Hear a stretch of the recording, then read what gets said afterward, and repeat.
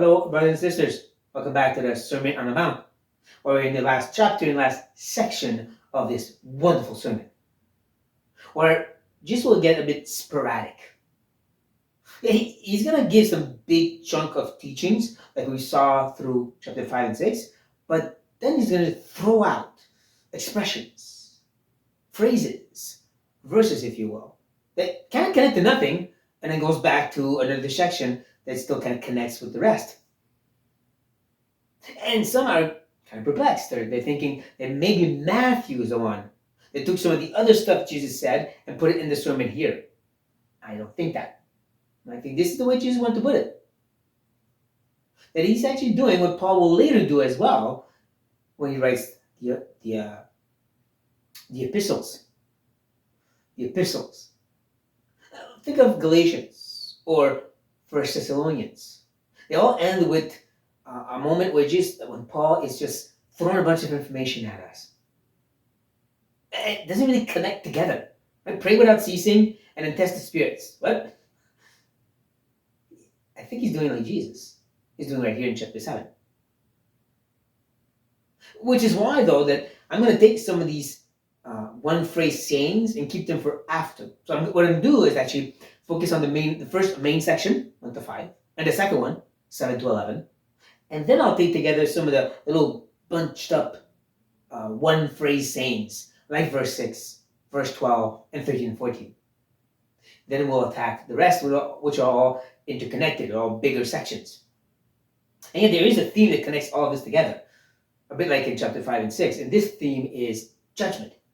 The right kind and the wrong kind of judgment, and the need for it too, actually, as we will see as we move along. You want to answer the question, well, why would he speak about this subject of judgment?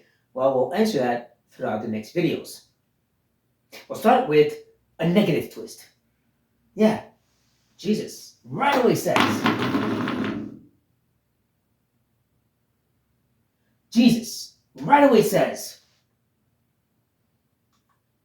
judge not, that you be not judged. Oh, how this verse is twisted in all sorts of knots. And has pushed other people to say, no, Jesus is not saying there's no place for judgment at all. That there's definitely places for that kind of discernment and judgment, because the next sections, they talk about that. Fine. He's not saying we should never judge. But what is he saying? Why the absolute? What's he trying to get at? Well, the first thing we want to look at, though, is the contrasted mirror. Judge not judged. It's almost like he's saying, if you do A, you get B. You don't want B, then don't do A. Okay, what's B then? Well, B is to be judged. Judged by who? Well, God. He's the one true judge, isn't he? See, Paul also picks up on that as well in Romans 14, when he talks about convictions and the danger and the wrong of judging in a judgmental way other people's convictions. That ultimately God will judge you if you do that. Seems to be picking up on the same idea here. Kind of helps us to get the answer for what he's trying to get at here, Jesus. If B is all about God will judge you, and it would make sense.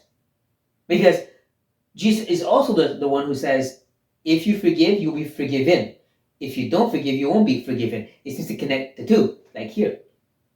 So again, God is B. God is the one doing the judging. But then, what's the call? It seems very dangerous, right? It seems very serious. If you do this kind of judgment, you will be judged by God. What is it, though? Well, again, Romans 14, I think, helps us out. This is about being judgmental, critical, taking on a hard horse of spirituality and looking down on all the other ones that are not doing the right thing. That would make sense, especially if you connect it back to chapter 6, where he talked about true kind of righteousness, one that's not necessarily seen, but one that's in the heart.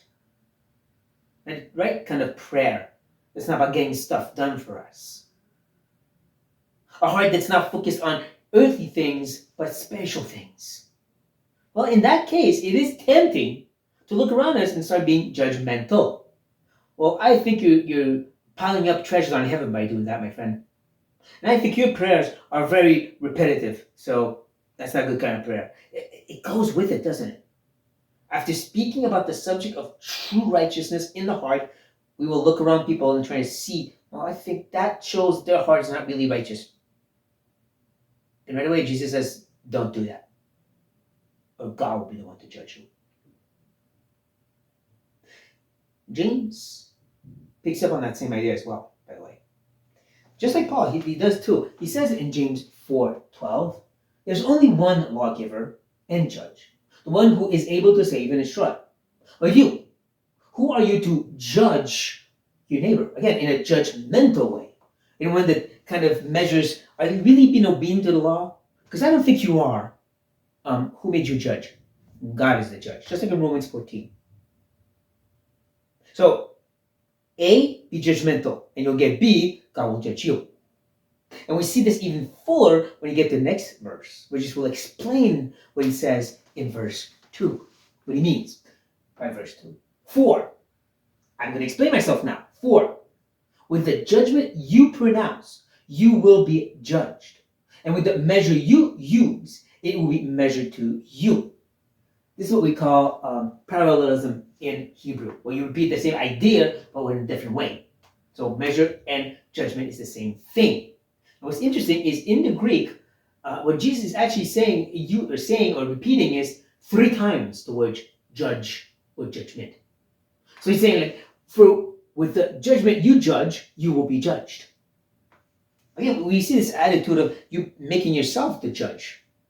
You putting yourself on the throne that should belong to God and judging others. You really being judgmental, critical, according to your standards. Again, that's why he comes back around and says it's all about the measure you measure with that will measure you. Paul does the same thing in Romans 14. Saying that by the way you are measuring people's conviction, then God will turn around, the one who can read your heart, know your true convictions, and he will judge you for that. Just like you're doing to people in their convictions, even though you can't judge their heart. You using a measuring rod of spirituality against other people around you, and God's going to turn around and use that same measuring rod to measure your heart, and he can do that the way you can't. So yeah, don't judge in that way. Don't be judgmental. Don't be critical. Don't think you can look at people's hearts. You cannot do that. And now Jesus is going to really explain that type of judgment and how wrong it is with a little parable. A hyperbolic, if you will, exaggerated, really silly, I could say, funny-like type of parable. He's going to say this. Oops.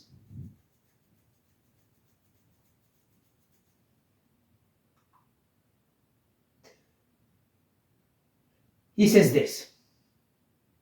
Why do you see the speck that is in your brother's eye, but do not notice the log that is in your own eye? Now here is where people have different explanations for what he's talking about here, right? The speck and the log. Most think it has to do with big sins. The log being you have all these big sins in your life, and you're focused on the little sins in people's lives. Here's the problem with that. That would mean that Jesus is diminishing the reality of sin. They're saying there's such a thing as little sins compared to really big sins. That's not Jesus. That's not God. God never lowers the standard of what is sin. Sin is sin. Everything is ugly and disgusting against his very nature. So it doesn't make sense. And I've heard that a lot, but it never made sense to me. Until I started to read the church fathers. And people who also appreciate the church fathers. And they saw it differently. They considered this idea of the log in your eye more like spiritual blindness. You can't see how sinful you really are. You don't even recognize you are sinful at all. Which would take us back to chapter 5. Right? Context. In chapter 5, remember, he started by saying, your righteousness must be greater than the one of the Pharisees. And you can start thinking, yeah, I got that. And then he laid it into us. Right? Verse after verse about your righteousness should look like this. It's not just about the act of murder, it's the anger in your heart. And at the end of the whole thing, you realize you are spiritually bankrupt. You are poor and miserable and you need a savior, right? That's the thing. But the problem is not everybody does. See? That's why he has to come back around and say, your problem, when you're judgmental, is you're not seeing your own spiritual bankruptcy. That you are sinful in your grace. You are too quick to see everybody else's sin, and therefore you're blind to your own sin and sinfulness. You're lifting up the evil of other people around you, making it seem like so much bad, because you're not recognizing you're also horrible in the eyes of a holy God. I believe that's the point of this little parable. To tell them, you're spiritually blind by being so focused on other people's sinfulness. These not lessening the thing, but not recognizing that at least they see that they're sinful. Chapter 5 did affect them. And instead for you, it made you climb on your high horse and start judging them. You're blind. Jesus will continue in this little parable teaching by saying, or how can you say to your brother, let me take the speck out of your eye, when there is a log in your own? Right? Repeating the same idea again in a different way. You're so focused on trying to help everybody else that supposedly have all these sinful problems. You can see. I can see your problem and your problem and your problem, and I know how to fix you. But the whole time you can't see how prideful you are, arrogant. You can't recognize how much you need grace because you are a sinner. But man, can you help everybody else fix their problem? You see how silly that is? How extravagantly weird and just, again, hyperbolic, exaggerated that is? That's why Jesus will then finish up by saying, you hypocrite. First, take the log out of your own eye, and then you see clearly to take the speck out of your brother's eye. Here's the hypocrite language again. Mask, pretension. Now, probably not the same sense in chapter 6 and even chapter 5 where you're pretending to be so spiritual but you're not. But there's still a certain fakeness to it. You're presenting yourself as somebody who can fix everybody else's problem because you got your thing together. You're so spiritual, you're so faithful. I can help you, and I can help you, and I can help you. Hypocrite. You are worse than them, actually. Because at least they know they're sinners. You don't. Hypocrite. Now here's where we come around again. If Jesus is talking about big sins and little sins, then when do you get to the point where you really dealt with your big sin and you can actually help others? That never happens. You might get better at it, killing that sin, but you'll still struggle for the rest of your life. So technically you'll never help people and you can never apply what Jesus just said. I always thought that when people explained it to me like that.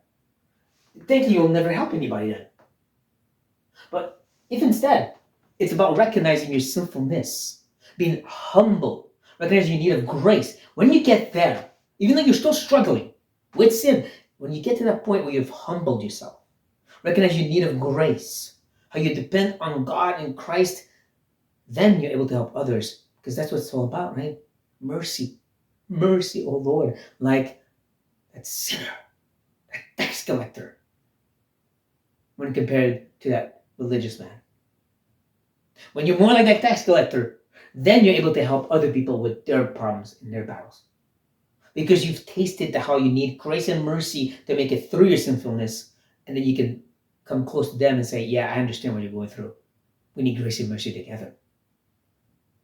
The Lord has dealt with me on that many years ago when I went to help people, and He showed me, yeah, you need to deal with your pride first, with your arrogance.